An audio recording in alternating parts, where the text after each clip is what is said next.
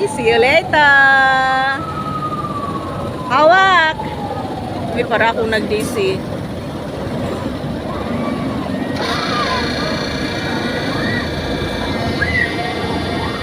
Para akong natakot ba nagtingin sa kanila talaga.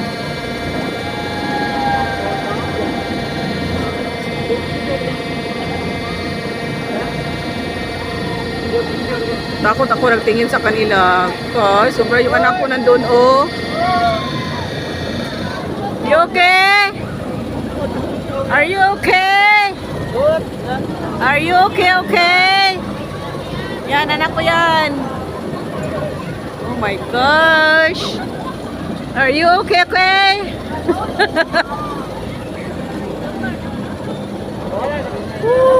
Concentrate talagang anak ko. Sana hindi siya sick. Ayan siya.